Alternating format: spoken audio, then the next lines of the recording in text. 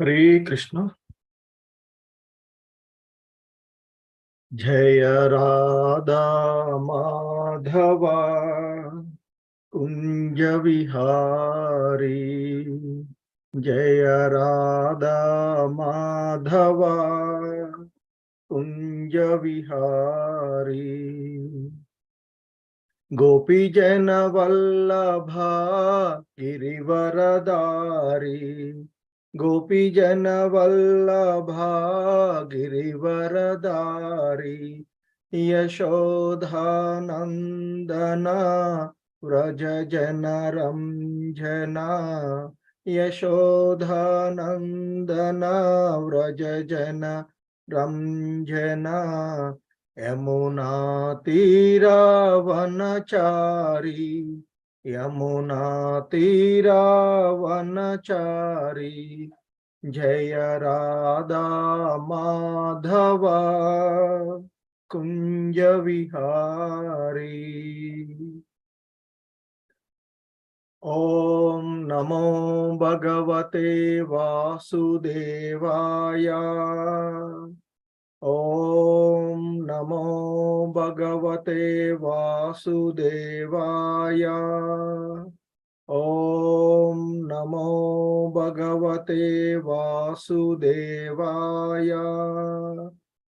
नारायणं नमस्कृत्य नरं चैव नरोत्तमं देवीं सरस्वतीं व्यासं ततो जयमुदीरयेत्। नष्टप्रायेष्वभद्रेषु नित्यं भागवत सेवया। भगवती उत्तमश्लोके भक्तिर्भवति नैष्टिकी। హరే కృష్ణ. సో భక్తులందరికీ కూడా ఈరోజు శ్రీమద్ భాగవతము పారాయణ కార్యక్రమానికి ఇస్కాన్ శ్రీ శ్రీ రాధా గోవింద ఆలయము మంగళూరు కర్ణాటక తరపున మీ అందరికీ కూడా స్వాగతం తెలియచేస్తూ ఉన్నాము. సో ఈ భాగవతం కార్యక్రమంలో మనము 3వ స్కందమైనటువంటి అందులోని అంటే యథాస్థితి 3వ స్కందము యథాస్థితి అందులోని 15వ అధ్యాయమైనటువంటి ఆ భగవద్ధామ వర్ణనము అనేటువంటి అంశంలో ఉన్నటువంటిది. సో ఈ భగవద్ధామ వర్ణనంలో మనము ఇప్పటి వరకు 46 శ్లోకాలను పూర్తి చేసుకున్నాము. ఈరోజు 47వ శ్లోకంని మనము చూడబోతూ ఉన్నటువంటిది. సో ఆ భగవద్ధామ వర్ణనంలో బ్రహ్మ ఆ వైకుంఠ లోకం గురించి వర్ణిస్తూ ఉంటాడు. క్రమం ఏంటంటే తన యొక్క మానస పుత్రులైనటువంటి అంటే అంతకుముందు క్రమంలో దితి గర్భంలో ఉన్నటువంటి గర్భం దాల్చినటువంటి స్థితిలో అక్కడ ఏర్పడినటువంటి పరిణామాలకు భయపడినటువంటి దేవతలందరూ కూడాను బ్రహ్మ దగ్గరికి రావడము, దేవతలు బ్రహ్మని స్తుతించడము, బ్రహ్మ వారికి సంతృప్తి నంది ఇక సమాధానం చెప్తూ ఉంటుంటారు. సో ఆ క్రమంలో కుమారాదులు ఆయన యొక్క మానస పుత్రులైనటువంటి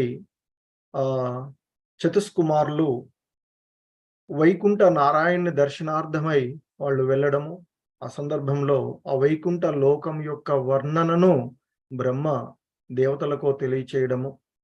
సో ఆ కుమారాదులు ఆ వైకుంఠ లోకాన్ని చేరి 6 ద్వారాలు దాటి 7వ ద్వారం దగ్గరికి వెళ్ళిన తర్వాత అక్కడ వారిని జయ విజయులు అనేటువంటి ద్వారపాలకులు అడ్డగించడము. అప్పుడు ఆ మునులు తన భగవంతుని దర్శనార్థమై వెళ్తూ ఉన్నటువంటి వారికి కలిగినటువంటి ఆ అవమానాన్ని అడ్డంకికి వారు అవమానంగా భావించి ఆ ద్వారపాలకులు బ్రహ్మల్ అక్కడ అంటే ఆ వైకుంఠంలో ఉండడానికి వాళ్ళు అర్హులు కారు, తగినటువంటి వారు కారు అని వారి ఎడ అపరాధం భగవంతుని దర్శనం కాకుండా వారికి అడ్డుకున్నారు అనేటువంటి అంశంలో వారు జయ విజయులను శపించడం జరుగుతుంది. ఆ క్రమంలో ఆ జయ విజయులిద్దరూ కూడా వారి యొక్క తప్పు తెలుసుకొని, అంటే ఆ ద్వారపాలకులు వారి యొక్క తప్పు తెలుసుకొని, ఎందుకంటే వారు కూడా శుద్ధ భక్తులు. ఆ వైకుంఠ లోకాన్ని చేరిన వాళ్ళంటేనే ఆహ్, శుద్ధ భక్తులుగా ఉన్నటువంటి వారు. వారు వారి యొక్క తప్పు తెలుసుకొని ఆ మునులను వేడుకుంటూ ఉంటారు. ఆ సందర్భంలో ఆ విషయమంతా కూడా ఆ వైకుంఠ లోకంలోని నారాయణుడికి తెలవడము, నారాయణుడు వారి దగ్గరికి రావడము. ఎందుకంటే భక్తులకు అక్కడ వారి మధ్య భక్తులను ఉద్ధరించడానికి ఆయన స్వయంగా తానే అక్కడికి వస్తూ ఉన్నటువంటి పరిస్థితి. ఆ సందర్భంలో బ్రహ్మదేవుడు నారాయణుని యొక్క వర్ణన చేయడము.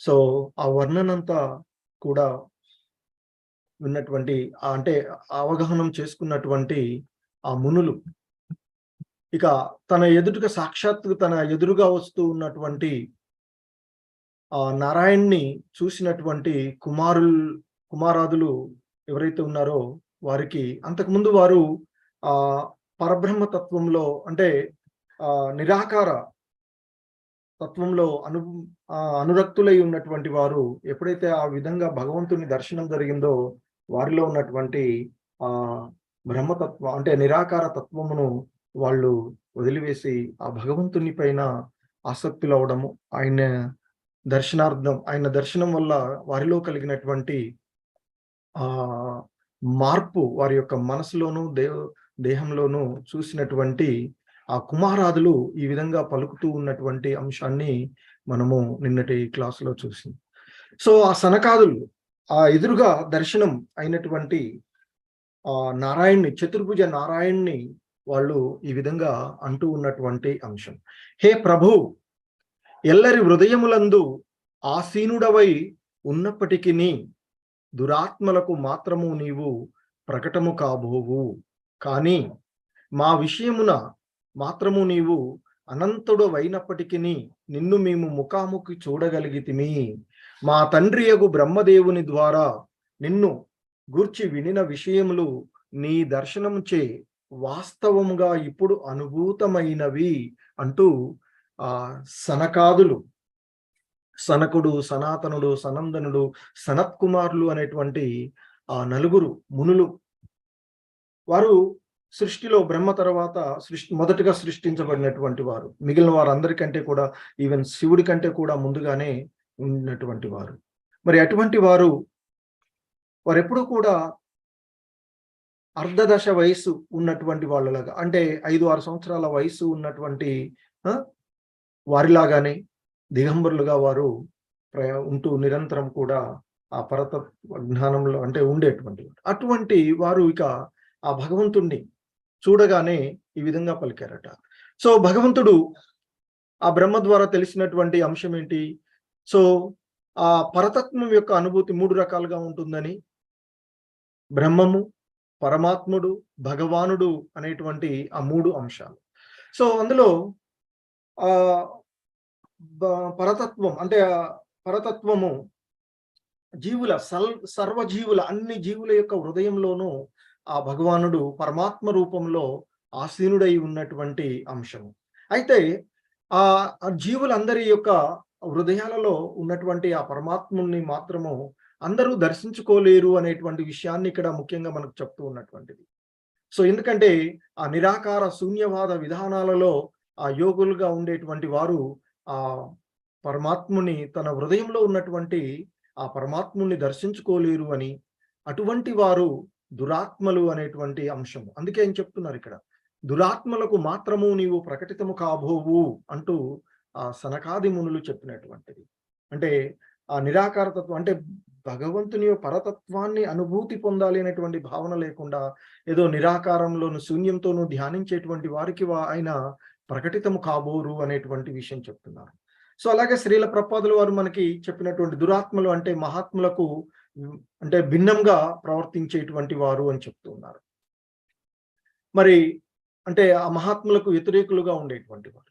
వాస్తవానికి మరి మహాత్ములు అనేటువంటి వాళ్ళు నిరంతరము కూడా ఆ భగవంతుని యందే నిమగ్నమై ఉండేటువంటి వారు మహాత్ములు. సో, కాబట్టి ఆ భగవంతుని తత్వాన్ని ఎరిగి ఉండేటువంటి వారు మహాత్ములు. సో, కాబట్టి ఆ విధంగా ఉన్నటువంటి ఆ క్రమంలో ఆ మునులు చెప్పినటువంటి అంశం ఏంటంటే, మీరు అందరి హృదయాలలో ఉన్నప్పటికీ కూడా దురాత్మలకు మీరు అవగతం కారు. కానీ మీరు మాకు మీ యొక్క కరుణ ద్వారా మేము ముఖాముఖి ఫేస్ టు ఫేస్ మిమ్మల్ని మేము చూడగలిగినాము.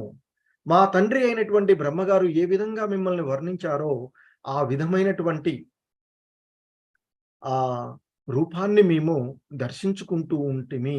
ఆ విధంగా మేము దర్శించుకోగలుగుతూ ఉన్నాము అనేటువంటి అంశాన్ని ఆ మునులు ఎదురుగా ఉన్నటువంటి ఆ చతుర్భుజ నారాయణునితో పలుకుతూ ఉన్నటువంటి పలుకులు.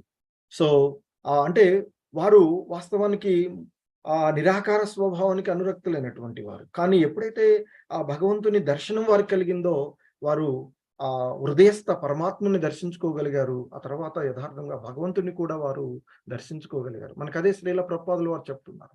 అలాగే వీళ్ళు సనకాది మునులు కూడా ఆ పరంపరలోనే ఉన్నటువంటి, ఎందుకంటే బ్రహ్మదేవుని తనయులు కాబట్టి అతని పరంపరలోనే వేద జ్ఞానాన్ని వాళ్ళు నేర్చుకున్నారు అనేటువంటి తెలుసుకున్నారు అనేటువంటివి చెప్తున్నారు. కనుకనే వారు నిరాకార వాదంతో ఆరంభమైనప్పటికీ కూడా వారు అంత్యమున ఆ నారాయణుని యొక్క స్వీయ రూపమును ప్రత్యక్షంగా గాంచగలిగారు అనేటువంటి విషయాన్ని చెప్తున్నారు. సో వారు కూడా అక్కడ ఆ భగవంతుడు దర్శనము, ఆ భగవంతుని ద్వారా వచ్చినటువంటి సుగంధభరితం, అలాగే భగవంతుని పాదపద్మాలపై ఉన్నటువంటి తులసి మకరందాలతో కలిసి ఆ మిశ్రమితమైనటువంటి వాయువు ఎప్పుడైతే వారి నాసికాపుటలను చేరిందో, వారిలో ఆ భగవంతుని హృదయస్థ పరమాత్మని వారు దర్శించగలిగారు. ఆ తర్వాత ఎదురుగా ఉన్నటువంటి ఆ నారాయణుని కూడా వారు దర్శించుకోగలిగారు. అలాగే మనకి శ్రీల ప్రభుపాదులు వారు చెప్తారు. సో వాస్తవానికి అంటే ఇక్కడ మనకి యోగ విధానం యొక్క ముఖ్యమైనటువంటి అంశం కూడా చతుర్భుజ నారాయణుడు. శంఖము, చక్రము, గద, ఆ పద్మాన్ని ధరించినటువంటి ఆ భగవంతుని యొక్క ధ్యానమే ఆ అష్టాంగ యోగ విధానంలో పద్ధతి అని చెప్తూ ఉంటారు. సో ఆ విధంగా తెలియచేసినటువంటి తర్వాత అంటే వారు ఇక ఆ భగవంతుని ప్రత్యక్షంగా ఎప్పుడైతే వారు దర్శించుకోగలిగారు. సో అలాగే మనకి శ్రీకృష్ణుడు భగవానుడు అభిన్నులు అనేటువంటి అంశాన్ని శ్రీల ప్రభుపాదుల వారు భాషణంలో మనకి ఎన్నోసార్లు తెలియచేసినది. అలాగే శ్రీల ప్రభుపాదులు అన్ని శాస్త్రాలలోనూ కూడా తెలియచేయబడినటువంటి అంశమే. కాబట్టి శ్రీకృష్ణ అంతటా కూడా, భగవద్గీత అంతటా కూడా శ్రీకృష్ణుడు భగవానుడుగానే సంబోధించబడింది.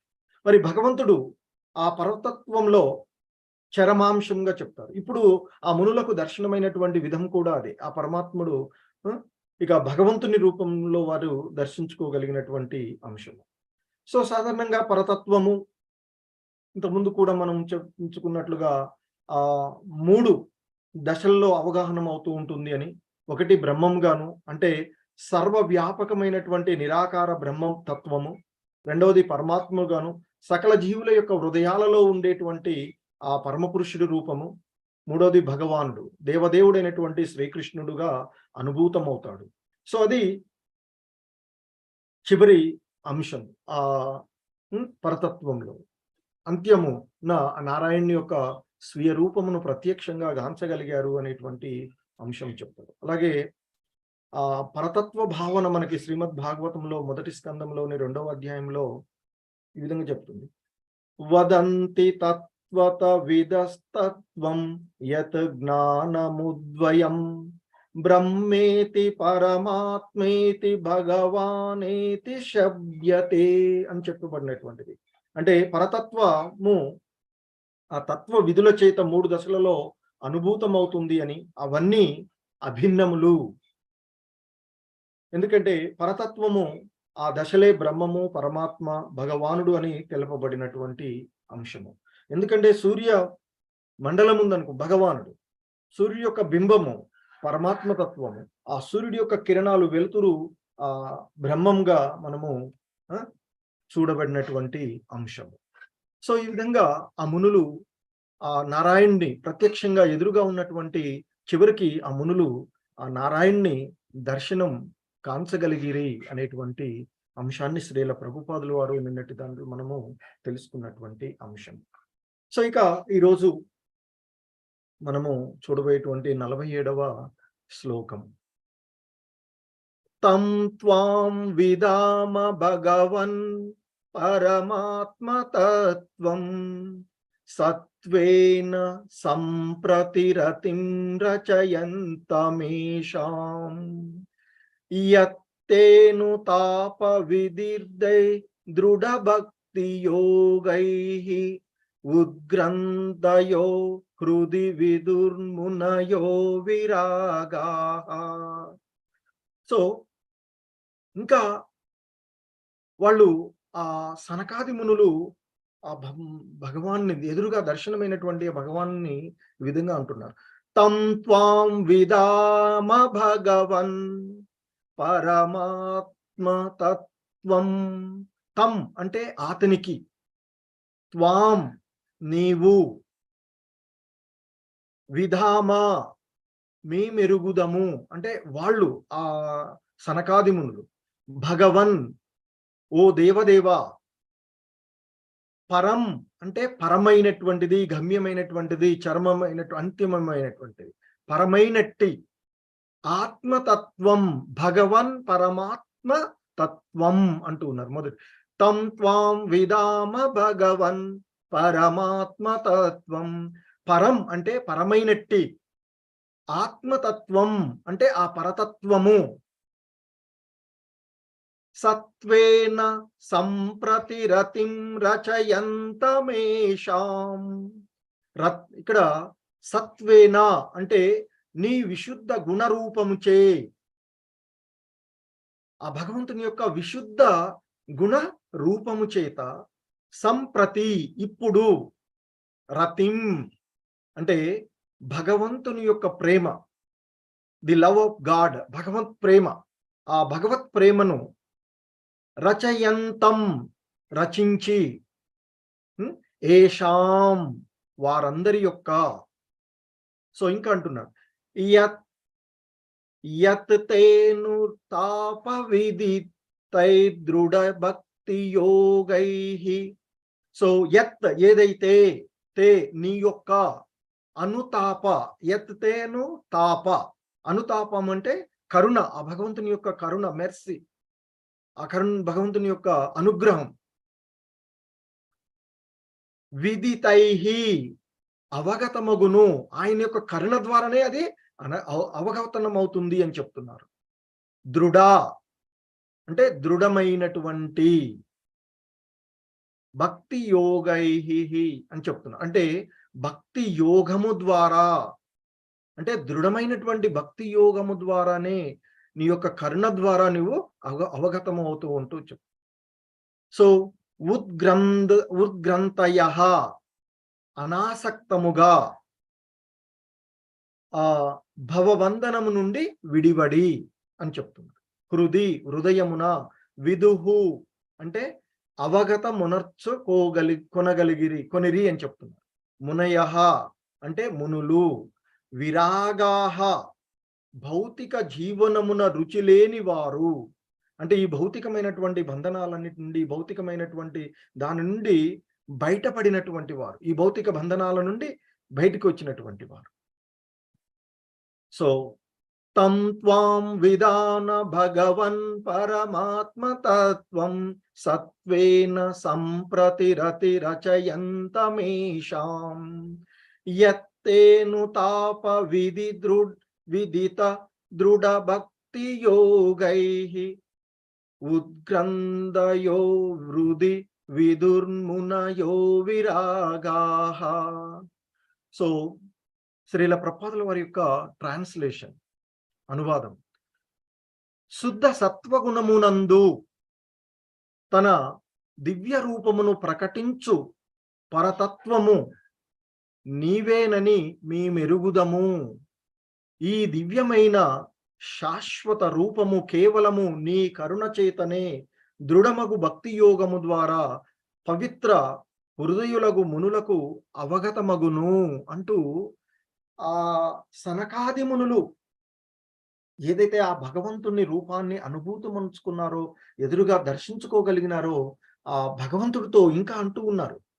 సో అంతకుముందు ఆయన చెప్పారు. సో, వారు చెప్పినట్టు ఆ మునులు చెప్పినటువంటి విషయం. అందరి హృదయాలలో ఉన్నటువంటి మీరు దురాత్మలకు అనుభూతమొందరు. హృదయస్థ పరమాత్ములుగా మీరు అనుభూతమొందరు. కానీ అటువంటి మీరు మాకు అటువంటి మిమ్మల్ని మేము దర్శించుకోగలుగుతూ ఉన్నాము.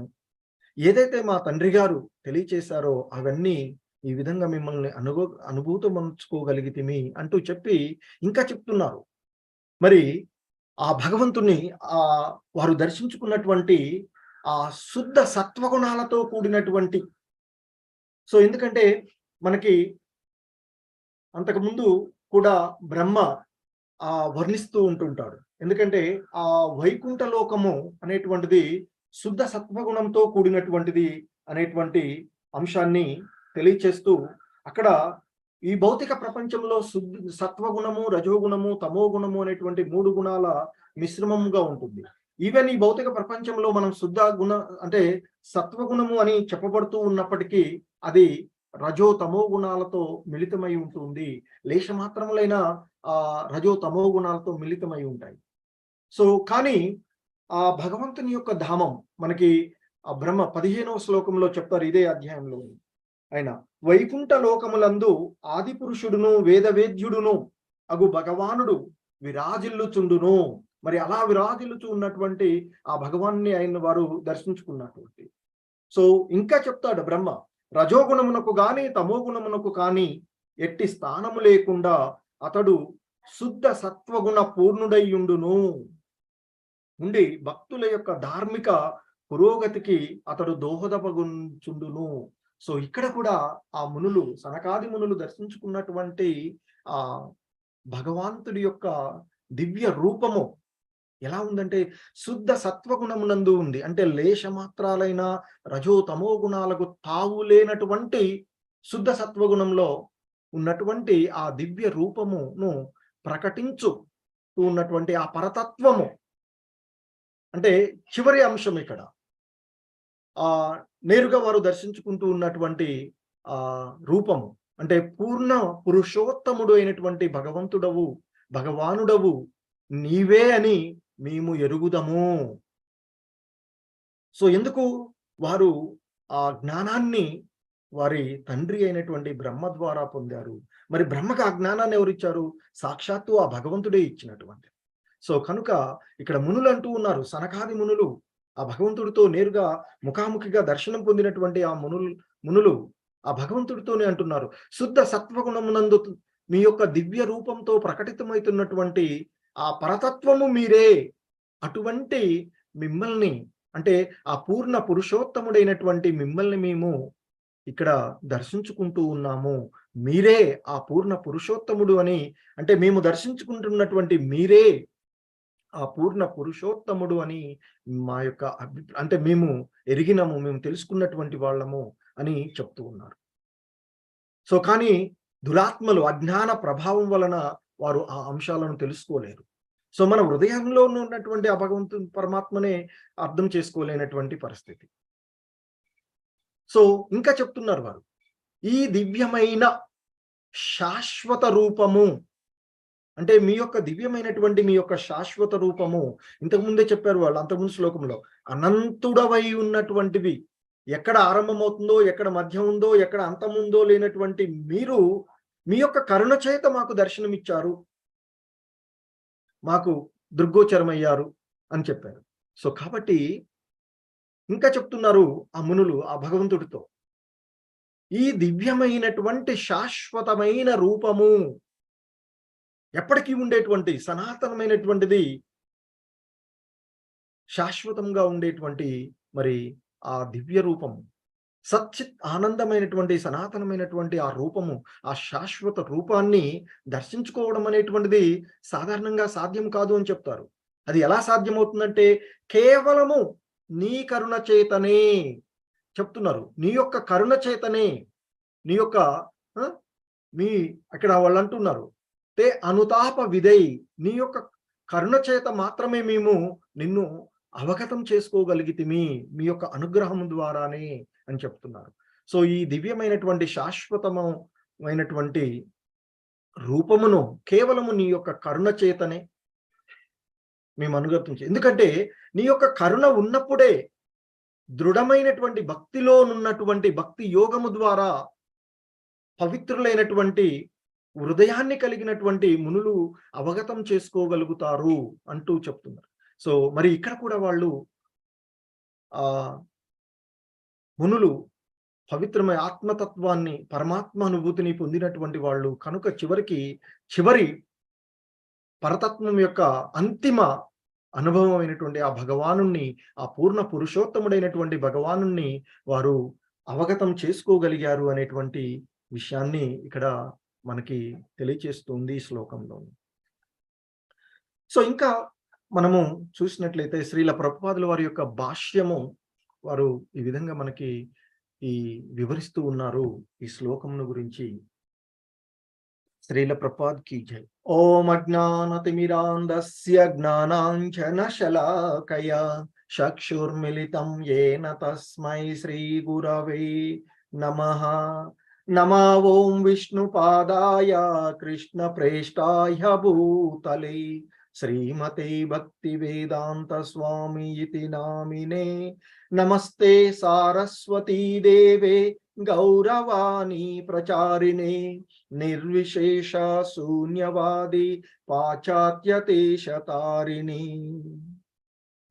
జయ శ్రీ కృష్ణ చైతన్య ప్రభు నిత్యానంద శ్రీ అద్వైత గదాధర శ్రీవాసాది గౌర భక్త బృంద. హరే కృష్ణ కృష్ణ కృష్ణ హరే హరే, హరే రామ రామ రామ హరే హరే. హరే కృష్ణ. శ్రీల ప్రభుపాద్ కీ జై. సో శ్రీల ప్రభుపాదుల వారు మనకి ఇక్కడ ఈ భావము ఇచ్చిన తర్వాత భాష్యం దాని యొక్క లోతైనటువంటి వివరణ మనకి ఇస్తూ ఉన్నారు. సో వారి యొక్క ఆ భాష్యము మనం చూసినట్లయితే ఆయన అంటూ ఉన్నారు, నిరాకార బ్రహ్మము, అంతర్యామి పరమాత్ముడు, పూర్ణ పురుషోత్తముడు అయినటువంటి భగవానుడు అనేది 3 లక్షణములతో పరతత్వము అవగతమగును.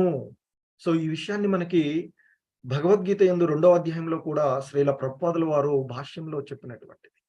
సో ఆ భగవంతుడు 3 తత్వాలలో మనకి అవగతమవుతారు అని, అదే నిరాకార బ్రహ్మము, అలాగే సర్వజీవులలో ఉన్నటువంటి అంతర్యామిగా ఉన్నటువంటి ఆ పరమాత్ముడు, ఇక పూర్ణ పురుషోత్తముడు అయినటువంటి భగవానుడు అనేటువంటి 3 లక్షణాలతో ఆ భగవంతుడు అవగతమవుతారు అనేటువంటి విషయాన్ని చెప్తున్నారు. పరతత్వ అవగాహన యందు భగవానుడు అను అంశము చివరి పదము అని ఇచ్చట అంగీకరించబడినది అని చెప్తున్నారు. అంటే ఇక ఆ భగవంతుణ్ణి మనము అవగాహనం చేసుకునేటువంటి వివిధ యొక్క దశలలో అంతిమ దశ భగవానుడు. ఆ పరతత్వాన్ని అర్థం చేసుకునేటువంటి విషయంలో భగవానుడు అనేటువంటిది చివరి అంశంగా చెప్తుంటారు. సో అందుకే ఇక్కడ ఆ భగవానుడు అనేటువంటి పదానికి సర్వ ఆకర్షకుడు, కృష్ణ ది ఆల్ అట్రాక్టివ్, సర్వాకర్షకుడు. కృష్ణ అనే పదం సంస్కృతంలో సర్వాకర్షకుడు. అలాగే ఆ వ్యాసుల వారి యొక్క తండ్రి అయినటువంటి పరాశుర ముని తెలియచేసినట్లుగా ఎవరైతే 6 విభూతులను సంపూర్ణంగా కలిగి ఉంటారో వారే భగవంతుడు అనేటువంటి అంశాన్ని కూడా వారు తెలియచేసినటువంటిది. సో కాబట్టి ఇక్కడ మళ్ళా మనకు చెప్తున్నారు, ఆ పరతత్వ అవగాహన యందు భగవానుడు అనుభూతి ఏదైతే ఉందో, భగవానుడు అనేటువంటిది చివరి అంశము అని ఇక్కడ చెప్తూ ఉన్నారు. అలాగే ఈ సనకాది మునిలో కూడా అదే, మొదట వారు నిరాకార తత్వంలో ఉన్నారు, ఆ తర్వాత హృదయంలో వారికి ఆ పరమాత్ముడు దర్శనమైంది, ఆ తర్వాత ఎదురుగా భగవానుణ్ణి దర్శించుకోగలిగినటువంటి స్థితిలో ఇప్పుడు ఉన్నటువంటి వారు అక్కడ. సో సనకాది నలుగురు కూడా, సనకాది మునులు ఆ నలుగురు కుమారులు. సో ఇక్కడ ఎందుకంటే ఇంతకుముందు చెప్పుకున్నాం కుమారులు అని పిలుస్తున్నాం, ఎందుకు అంటే వాళ్ళు సృష్టిలో పూర్వీకులు అయినప్పటికీ కూడాను వారు మనకి ఎప్పుడు కూడా 5-6 సంవత్సరాల పిల్లల్లాగానే, అంటే కుమారుల్లాగానే కనిపిస్తూ ఉంటారు. అందుకే ఎప్పుడు కూడా చతుష్కుమారులు అని వాడుతూ ఉంటాం. సనకాది మునులు అనేటువంటి పదం కంటే ఎక్కువగా కుమారులు అనేటువంటి పదమే వాడుతుంటాం. సో సనకాదులు ఆ నలుగురు కుమారులు తమ తండ్రి అయినటువంటి బ్రహ్మదేవుని చేత ఉపదేశింపబడినను, మొదట్లో తండ్రి ద్వారా ఉపదేశించబడినప్పటికీ కూడా వారు వాస్తవానికి పరతత్వమును గూర్చి ఎరగజాలకున్నారు. సో అందుకే వారు ఆ బ్రహ్మతత్వంలోనే, నిరాకార తత్వంలోనే వారు ఉండిపోయి ఉన్నారు అని చెప్తూ ఉన్నారు. ఇక ఆ పూర్ణ పురుషోత్తముడు అయినటువంటి భగవానుని తమ కన్నులతో స్వయంగా గాంచినప్పుడే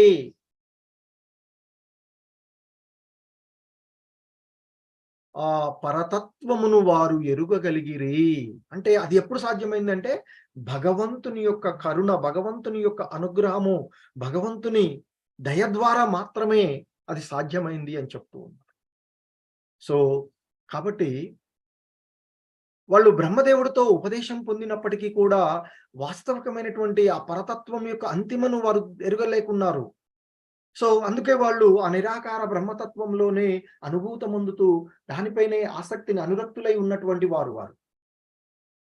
మరి అటువంటి వారు ఎప్పుడైతే ఆ భగవంతుని దర్శనార్థమై ఆ వైకుంఠ లోకాన్ని, ఆ భగవద్ధామాన్ని చేరుకున్నారో, అక్కడ ఆ భగవద్ధామం యొక్క వర్ణన, శుద్ధ సత్వగుణము, అక్కడ ఉండేటువంటి ఏకైక లక్షణం అక్కడ శుద్ధ సత్వగుణం. అంటే ఈ రజో తమో గుణాలకు సంబంధం లేకుండా, ఏ మాత్రము లేకుండా ఉండేటువంటి, అంటే ఈ 3 గుణాలకు భిన్నంగా అక్కడ ఉంది. అంటే ఈ భౌతిక ప్రపంచంలో ఉండేటువంటి, ఈ మెటీరియల్ వరల్డ్ లో ఉండేటువంటి త్రిగుణాలు ఏవైతే ఉన్నా వాటికి భిన్నంగా ఆడ శుద్ధ సత్వగుణం ఉంటుంది అని చెప్పబడింది. సో మరి ఆ పూర్ణ పురుషోత్తముడు అయినటువంటి భగవానుణ్ణి ఎప్పుడైతే ఆ కుమారాదులు, నలుగురు కుమారులు వారు అంటే ఇక్కడ స్వయంగా ఆ వారి యొక్క కన్నులతో చూసినప్పుడు మాత్రమే ఆ పరతత్వాన్ని వారు ఎరుగగలిగారు. సో ఇంకొక మాటల్లో చెప్పాలంటే శ్రీల ప్రభుపాదులు వారు చెప్తున్నారు. మరో రకంగా చెప్పాలంటే, ఎవరేని భగవానుని గాంచినచో, అవగతం చేసుకున్నచో, పరతత్వపు ఇతర 2 లక్షణములు సైతము అప్రయత్నముగానే అవగతం కాగలవు.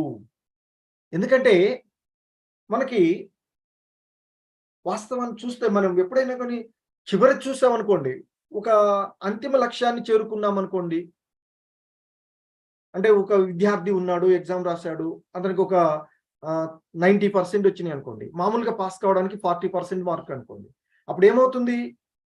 ఈ 90% వచ్చినాయి అంటే పాస్ కావడానికి కావలసినటువంటి 40% మార్క్స్‌ని దాటి రాగలడు. ఫస్ట్ క్లాస్ అనేటువంటి 60% దాటి రాగలడు. 70 కంటే ఎక్కువగా వచ్చేటువంటి డిస్టింక్షన్‌ని దాటిపోగలడు కదా! సో అదే విధంగా పరతత్వంలో అంతిమ భగవాన్ని దర్శించుకున్నాడు అంటే, ఇక ఆ భగవంతుడి యొక్క కాంతి అయినటువంటి బ్రహ్మ రూపాన్ని, ఆ బ్రహ్మ తత్వాన్ని అనుభూతి పొందగలుగుతాడు. ఆ సూర్య బింబంగా, ఎందుకంటే సూర్య మండలంలోనికే ప్రవేశించేటువంటి విద్యార్థి. సో సూర్య మండలంలోనికి ప్రవేశించాడంటే సూర్య బింబాన్ని కూడా చూడగలుగుతాడు. అంటే సూర్యుడి యొక్క కాంతి చూడగలుగుతాడు, సూర్య బింబాన్ని చూడగలుగుతాడు. ఎవరు? సూర్య మండలంలోనికి ప్రవేశించినటువంటి వాడు. కానీ సూర్యమండలంలోకి ప్రవేశించకుండా ఇక్కడే ఉండి సూర్యుడి వెలుతురు చూస్తున్నాం అనుకోండి, వెలుతురు అడ్డు వల్ల సూర్యుని కూడా చక్రంగా మనం చూడలేము. అంటే నిరాకార బ్రహ్మతత్వంలో ఉన్నప్పుడు పరమాత్ముని కూడా దర్శించుకోలేనటువంటి పరిస్థితి. పరమాత్మునే దర్శించుకోలేనప్పుడు భగవానుడు ఎలా దర్శనమవుతున్నాడు? సో ఇక్కడ మనకి శ్రీల ప్రభుపాదులు వారు చెప్తూ ఉన్నారు. మరొక రకంగా చెప్పాలంటే, ఎవడైనా భగవాన్ని గాంచినచో, అంటే అంతిమంగా ఉన్నటువంటి ఆ భగవంతుణ్ణి దర్శించుకున్నట్లయితే, ఇక పరతత్వములో ముందు ఉండేటువంటి 2 లక్షణాలు కూడా, అంటే నిరాకార బ్రహ్మాన్ని, అన్ని జీవుల యొక్క హృదయంలో అంతర్యామి పరమాత్ముణ్ణి సైతము అప్రయత్నంగానే అవగతం చేసుకోగలుగుతారు అని చెప్తున్నారు. కనుకనే సనకాదులు నీవే పరతత్వము, అంటే పరం తత్వము అని చెప్తూ ఉన్నారు. అంటే చివరి చర్మ పరతత్వము నీవేక మా ఎదురుగా ఉన్నటువంటి, మేము ఏదైతే మిమ్మల్ని దర్శించుకుంటున్నామో ఇదంతా మేము విన్నాము మా తండ్రి ద్వారా, మా గురువుగా మా తండ్రి అయినటువంటి ఆయన ద్వారా విన్నాము. సో కాబట్టి నీవే ఇక ఆ చరమ పరతత్వము, అంతిమం చివరి అంశంగా ఉండేటువంటి ఆ భగవంతుడవు నీవే అని వారు నిర్ధారించి పలుకుతూ ఉన్నారు అని చెప్తున్నారు శ్రీల ప్రభుపాదుల వారు. అలా చెప్పి మళ్ళీ ఇక్కడ శ్రీల ప్రభుపాదుల వారు మనకి ఈ భౌతిక ప్రపంచంలో ఉండేటువంటి ఆహ్, నామమాత్ర కపట ఆచార్యులు ఉంటారు కదా! వాళ్ళు ఏ విధంగా చెప్తారు అనేటువంటి విషయాన్ని ఇక్కడ చెప్తూ ఉన్నటువంటి అంశం. ఎందుకంటే మరి వారు దర్శించుకున్నటువంటి ఆ భగవానుడు, బ్రహ్మ వర్ణించినటువంటి భగవానుడు ఎలా ఉన్నాడు? ఎంతో విధంగా అలంకరించబడి ఎన్నో పూలమాలలతో, ఎన్నో అలంకరణమైనటువంటి ఆహ్, ఆ! ఆభరణాలతో ఉన్నటువంటి వాడు మరి. కదా! అందుకే ఇక్కడ మళ్ళీ శ్రీల ప్రభుపాదుల వారు చెప్తున్నారు. భగవానుడు చక్కగా అలంకరింపబడి ఉన్నాడు. కనుక అతడు పరతత్వము కానేరడని నిరాకారవాది వాదించు అవకాశం కలదు. ఎందుకంటే నిరాకారవాదికి ఆ భగవంతుడు రూపాన్ని అతడు అవగాహన చేసుకోలేదు. మరి ఇక్కడ భగవంతుడేమో ఆ సనకాది మునులు దర్శించుకున్నటువంటి భగవంతుడు, బ్రహ్మ వర్ణించినటువంటి ఆ భగవంతుడు ఎంతో సుందరంగా పీత వస్త్రాన్ని ధరించి, ఎంతో తాజాగా ఉన్నటువంటి వనమాలలను ధరించి, ఆ! కౌస్తుభముని ఇంకా కొన్ని మణులను ధరించి ఉన్నటువంటి వాడు. కాబట్టి మరి నిరాకారవాదులు ఏమంటారప్పుడు? ఆయనంత అలంకరించబడి ఉన్నాడు గదయ్యా! కాబట్టి ఆయనెట్లా పరతత్వం అవుతుంది? అది కాదు పరతత్వం. పరతత్వం అనేటువంటిది శూన్యంలో ఉంటుంది. నిరాకారంగా ఉంటాడు కదా! మరి మీరేమో ఎంతో సుందరంగా అలంకరించబడ్డాడు, సుందరంగా నవ్వుతూ ఉన్నాడు, చూపులు భక్తులపై పడుతున్నాయి, భక్తుల యొక్క హృదయాలను చేరుతుంది అని చెప్తున్నారు. అట్లెట్లా ఉంటదని వీళ్ళు వాదిస్తూ ఉంటారు కదా! సో, అందుకే ఇక్కడ చెప్తూ ఉన్నారు శ్రీల ప్రభుపాదుల వారు. సో, భగవానుడు చక్కగా అలంకరింపబడి ఉన్నాడు కనుక అతడు పరతత్వము కానేరడని నిరాకారవాదించేటువంటి అవకాశం కలదు అని చెప్తున్నారు. కానీ చెప్పి మళ్ళీ దానికి మనకి సమాధానం కూడా చెప్తున్నారు. అంటే అది సరియైనది కాదు వారి యొక్క భావన అని చెప్తూ ఉన్నారు. కానీ పూర్ణత్వం యొక్క సమస్త వైవిధ్యము శుద్ధ సత్వమునందే నెలకొని ఉన్నదని ఇచ్చట ధృవపరచబడినది. సో, అంటే అంతకుముందే మనం ఇంతకుముందు చెప్పాను 15వ శ్లోకంలో బ్రహ్మ చెప్పినట్లుగా అక్కడ ఆ భగవంతుడు వేదవేద్యుడైనటువంటి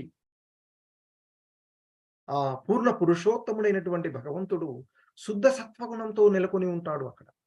మరి ఆ పూర్ణత్వం యొక్క సమస్త వైవిధ్యము శుద్ధ సత్వగుణమునందే నెలకొని ఉన్నది అని చెప్తూ ఉన్నారు. ఎందుకంటే ఎందుకు మరి ఆ విధంగా భగవంతుడు అలంకరించుకుంటారంటే తన భక్తులను ఆనందింప చేయడానికి. సో, ఆ విధంగా దర్శించుకోవడం వల్ల మరి నిరాకారంతో ఉంటే ఏమని ఊహించుకుంటాం మనం? ఏ విధంగా ఉంటాయి? అదే భగవంతుడు ఎంతో సుందరంగా తయారొస్తే ఆయన యొక్క మోము చూసి, ఆయన యొక్క ఉన్నటువంటి అవన్నీ చూసి, ఆ నెమలి పించము అవన్నీ చూసి మనము ఎంతో ఆనందాన్ని, తన్మయం పొందుతూ ఉంటుంటాం. సో, మన ఇంద్రియాలన్నీ కూడా పవిత్రీకరించబడుతూ ఉంటాయి ఆయన చూడడం ద్వారా. కళ్ళ ద్వారా చూసి, ముక్కుల ద్వారా ఆయన ద్వారా వచ్చేటువంటి సుగంధాన్ని, ఆయన గురించి మాట్లాడుకుంటూ సో, ఆ విధంగా చేయడం ద్వారా మనకి అంటే ఆయన ఎందుకు ఆ విధంగా అలంకరించబడుతున్నారంటే భక్తులను ఆనందింపజేయడానికి, భక్తులను రమింపజేయడానికి. సో, ఆయన ఆ విధంగా అలంకరించబడుతూ ఉంటారని చెప్తున్నారు. సో, ఇంకా మనకి ఇక్కడ ఆయన చెప్తూ ఉన్నారు.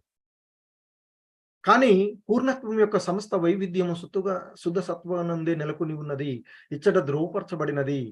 భౌతిక జగమునందు ఏ గుణమైనను ఈ భౌతిక ప్రపంచంలో త్రిగుణాలు సహితంగా ఉంటూ ఉండేటువంటి ఈ మాయాశక్తి.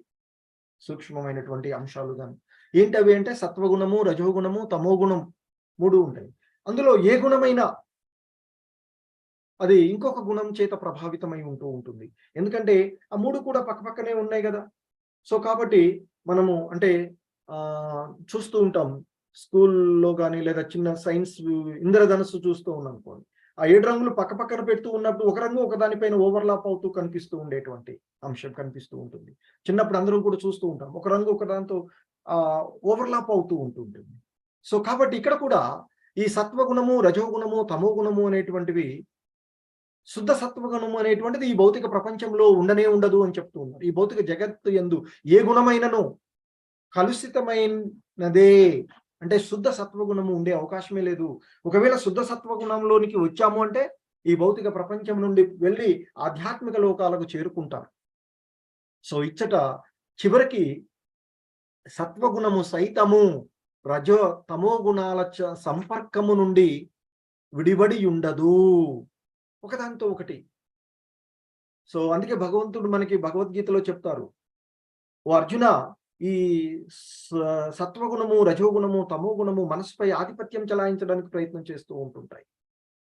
ఒక్కొక్కప్పుడు ఒక్కొక్కటి బయటకు వస్తూ ఉంటుంది, కానీ 3 కూడా ఉంటాయి. సో అదే ఇక్కడ చెప్తూ ఉన్నటువంటి అంశం. సో ఏ గుణమైనా కలుషితమై ఉంటుంది. చివరికి సత్వగుణము సైతము కూడా ఆ రజో తమో గుణాల చేత విడివడి ఉండదు అని చెప్తున్నారు. అంటే కొంత మిళితమై ఉంటుంది అని చెప్తున్నారు. కానీ ఆధ్యాత్మిక జగమునందు రజోగుణము గాని లేదా తమో గుణం కానీ లేశమాత్రమును లేనట్టి కేవలము శుద్ధ సత్వగుణమే విరాజిల్లుచుండును. కాబట్టి అక్కడ మళ్ళీ ఈ వీటికి తావే లేదు, ఇక అసలు ఆ అవకాశమే లేదు కాబట్టి ఆ ఆధ్యాత్మిక లోకం, ఆధ్యాత్మిక జగత్, ఆ వైకుంఠ లోకాల యందు రజోగుణము కానీ లేదా తమో గుణము కానీ లేశమాత్రములైన లేనటువంటి ఏకైక లక్ష్యం, ఏకైక ధర్మం అక్కడ ఉండేటువంటిది శుద్ధ సత్వగుణముగా విరాజిల్లుచుండును అని చెప్తుంది. కనుక భగవానుని రూపము, అతని వైవిధ్యపూర్ణమైనటువంటి లీలలు, సంపత్తి అన్నీ కూడా శుద్ధ సత్వగుణ పూర్ణములే. సో కాబట్టి శుద్ధ సత్వమునందు అట్టి వైవిధ్యమగును భగవానుడు భక్తుని ప్రీత్యర్థ్యమే నిత్యము దర్శనమిచ్చుచుండును. సో ఇదంతా కూడా ఆ విధమైనటువంటి అలంకరణ అనేటువంటి భిన్నమైనటువంటి ఆ వైవిధ్యపూర్ణమైనటువంటి లీలలు, ఆ భగవానుడు నిత్యము జరిపేటువంటి లీలలు అన్నీ కూడా ఆ సంపత్తి అవంతా కూడా శుద్ధ సత్వగుణ పూర్ణములే అని చెప్తున్నారు. అంటే అక్కడ ఆయన మాలలు కానీ ఏవైనా కానీ అన్ని కూడా శుద్ధ సత్వగుణాలే. ఈ భౌతిక ప్రపంచంలాగా భౌతికమైనవి కావు అనేటువంటి అంశాన్ని, అవి కూడా ఆధ్యాత్మికమైనవి. సో అందుకే అంతకుముందు కూడా బ్రహ్మ లోకాన్ని వర్ణిస్తూ అక్కడ ఉండేటువంటిది అన్నీ కూడా శుద్ధత్వమే అని చెప్తూ ఉంటారు.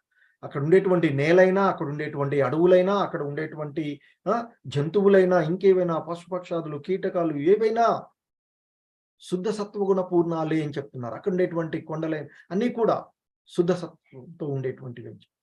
సో కాబట్టి అన్నీ కూడా శుద్ధ సత్వాలే అని చెప్తున్నారు. సో ఇవన్నీ కూడా ఆ భగవానుడు ఆయన యొక్క భక్తుల యొక్క ప్రీత్యర్థమే నిత్యము ఆయన ప్రదర్శిస్తూ ఉంటాడు అనేటువంటి విషయాన్ని చెప్తూ ఉన్నారు. సో ఇంకా ఆ పరతత్వమైనటువంటి భగవానుడిని భక్తులు, అంటే ఆ భగవానుడి ఆ పరతత్వం అనుభూతమైనటువంటి అబ్జల్యూట్ ట్రూత్. సో భగవానుని భక్తుడు శూన్యంగానో లేదా నిరాకారంగానో చూడగోరరు అని చెప్తున్నారు. ఎప్పుడు కూడా ఆయన సాకార వాదంగానే, సాకార రూపంలోనే చూడగోరుతారు అని చెప్తారు. సో కాబట్టి ఆ భగవంతుని యొక్క భక్తులు, ఆ భగవంతుడి యొక్క భక్తులు ఎప్పుడు కూడా ఆ భగవంతుణ్ణి సాకారమైనటువంటి. సో అందుకే మనం 11వ అధ్యాయంలో అర్జునుడు ఎంతెంతో దర్శించుకున్నప్పటికీ చివరికి మరలా ఆ శ్యామసుందర ద్విభుజ కృష్ణ రూపాన్ని కోరుకున్నాడు. భక్తులు ఎప్పుడు కూడా ఆయన యొక్క ఆ శ్యామసుందర రూపాన్ని, ఆ సాకార రూపాన్ని కోరుకుంటారు అనేటువంటి. సో అందుకే మళ్ళా విశ్వరూపం నుండి చతుర్భుజ నారాయణుడుగాను, చతుర్భుజ నారాయణ నుంచి ద్విభుజ కృష్ణ భగవానుడు ఒరిజినల్ ఫామ్ గా కృష్ణుడుగా దర్శనమిస్తాడు అర్జునుడికి. సో ఇక చెప్తున్నారు, పరతత్వమైనటువంటి భగవానుని యొక్క భక్తుడు శూన్యంగానో లేదా నిరాకారంగానో చూడగోడడు అనగా ఒక భావనలో పూర్ణమైనట్టి, అంటే పరిపూర్ణమైనటువంటి దివ్యమగు వైవిధ్యము కేవలము భక్తులకే ఉద్దేశింపబడినది, కానీ అన్యులకు కాదు. ఏ విధంగా అంటే ఆధ్యాత్మిక వైవిధ్యపు ఈ విశేష లక్షణము కేవలము భగవంతుని యొక్క కరుణ చేత మాత్రమే ఆ విధంగా అవగతమవుతుంది. ఎందుకంటే ఆ ఆధ్యాత్మిక లోకాన్ని ఈ భౌతికమైనటువంటి దృష్టితో కానీ, ఈ భౌతికమైనటువంటి అంశాల ద్వారా కానీ అవగాహన అవ్వదు అని చెప్తారు. సో ఏ విధమైనటువంటి శాస్త్రాలు అంటే మామూలుగా ఉండేటువంటి ఈ విధాల ద్వారా. కానీ మరి ఆధ్యాత్మికం లోకాలు అనుభూతి పొందాలి అంటే శాస్త్రాలలో ఇవ్వబడినటువంటి అంశాల ద్వారా మాత్రమే అవగాహన చేసుకోగలము అనేటువంటిది అంతకుముందు శ్లోకాల్లో మనకి చెప్పబడినటువంటి అంశం. సో కాబట్టి ఈ పూర్ణమైనటువంటి దివ్యమగు వైవిధ్యము కేవలము భక్తుల కోసము ఉపదేశించబడినది. భక్తులు ఆ విధంగా భగవంతుణ్ణి సేవించుకోవడానికి అది ఉద్దేశించబడినది, అంతేకాని ఇతరులకు కాదు అని చెప్తున్నారు. ఎందుకంటే ఆధ్యాత్మికపు ఆ వైవిధ్యం, ఈ విశేష లక్షణం కేవలము భగవంతుని యొక్క కరుణ చేత మాత్రమే అవగతమవుతుంది. సో మనం ఆధ్యాత్మిక లోకాలు ఉన్నాయని అక్కడికి వెళ్ళి చూస్తే ఏమి అంటే భౌతికమైనటువంటి అవగాహనతో ఏది కూడా సాధ్యం కాదు. సో కాబట్టి ఆధ్యాత్మికమైనటువంటి అవగాహన శుద్ధ భక్తి చేత, సో కాబట్టి ఆ శుద్ధ భక్తులకు మాత్రమే అవగతమయ్యేటువంటి అంశము, ఎందుకంటే అది భక్తుల కోసం ఉద్దేశించబడింది, ఇతరులకు కాదు అని చెప్తూ ఉన్నారు.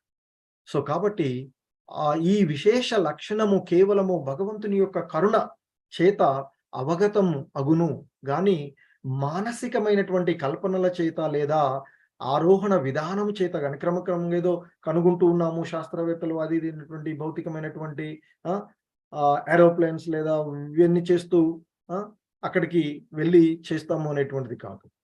సో కాబట్టి ఇంకా చెప్తున్నారు, ఆ దేవదేవుని లేశమాత్రము అనుగ్రహింపబడినను మానవుడు అతనిని అవగాహన చేసుకోనగలడని చెప్పబడింది. అంటే ఆ భగవంతుని యొక్క కరుణ ద్వారా మాత్రమే ఇదంతా కూడా అవగాహనమవుతుంది ఆ ఆధ్యాత్మిక లోకాల గురించి అనే చెప్తున్నారు. అతని యొక్క కరుణ లేకపోయినట్లయితే మనుజుడు వేలాది సంవత్సరములు కల్పన గావించినను వాస్తవ పరతత్వము అనగానేమో అవగతం చేసుకున్న జాలడు అని చెప్తున్నారు. సో ఎన్నెన్నో జన్మల్లో, అందుకే చెప్తారు ఆయన బహు జన్మన. సో కాబట్టి ఎన్నెన్నో జన్మల్లో వివిధ రకాలైనటువంటి ప్రయత్నాల ద్వారా చివరికి ఆ వాసుదేవమయం, సర్వము వాసుదేవమయము అని భావన వచ్చినప్పుడు మాత్రమే అది అవగతం అవుతుంది అనేటువంటి అంశాన్ని ఇక్కడ చెప్తూ ఉన్నారు. కల్మషము నుండి పూర్తిగా విడివడినప్పుడే భక్తుడు ఆ కరుణను అనుభూతమునర్చుకోగలడు. సో ఎటువంటి ఇక ఇతరులమైనటువంటి కల్మషాలు అంటే రజో తమోగుణ సంబంధమైనటువంటి విషయాలన్నిటినీ కూడా వదిలివేసినప్పుడు అన్ని ఈ దేహాన్ని పొందినటువంటి దేహదారి ఇంద్రియాలను పరిశుద్ధపరుచుకున్నప్పుడు, అలాగే ఈ ద్వారాలన్నీ కూడా ప్రకాశవంతమైనప్పుడు, అంటే శుద్ధ సత్వగుణంతో నిండిపోయి ప్రకాశితమైనప్పుడు భక్తుడికి ఆ భగవంతుని యొక్క కరుణను అతడు అనుభూతమునర్చుకోగలడు అని చెప్తారు. అందుకే భగవంతుడు భగవద్గీతలో చెప్తారు. సో ఈ అన్ని కూడా ప్రకాశవంతం అంటే అన్నిటిని కూడా శుద్ధిపరచుకోగలిగినప్పుడు, భక్తి తత్వంలో ఉన్నప్పుడు మాత్రమే ఈ దేహంలో అంటే ఈ నవద్వారపురమైనటువంటి దేహంలో జీవుడు సంతోషంగా జీవించగలడు అని చెప్తూ ఉంటారు. సో కనుకనే కల్మషాల నుండి పూర్తిగా విడిపడినప్పుడే భక్తుడు ఆ భగవంతుని యొక్క కరుణను అనుభూతమనర్చుకోగలడు అని చెప్తున్నారు. కనుకనే కల్మషమంతయు నిర్మూలించబడిన భక్తుడు పూర్తిగా భౌతిక ఆకర్షణల నుండి, ఈ మెటీరియల్ ఏదైతే ఉందో భౌతికమైనటువంటి సంబంధాల నుండి విడివడినప్పుడే ఈ భగవత్ కరుణను బడయగలడని చెప్పబడింది. సో ఈ భవబంధనాలన్నిటి నుండి కూడా అంటే ఈ భౌతికమైనటువంటి అంశాలన్నిటిని కూడా మనం వదిలివేసినప్పుడు ఈ భవబంధనాల నుండి బయటపడి ఆధ్యాత్మిక వైపుకు ప్రయాణించగలుగుతాము అనేటువంటి అంశాన్ని మనకి ఇక్కడ చెప్పబడినటువంటి అంశము. సో శ్రీల ప్రభుపాదులు వారి యొక్క చక్కటి వివరణ ద్వారా ఈ శ్లోకాన్ని మనము అవగాహన చేసుకోవడానికి ప్రయత్నం చేసినటువంటి అంశము. హరే కృష్ణ. అందరికీ ధన్యవాదాలు. హరే కృష్ణ.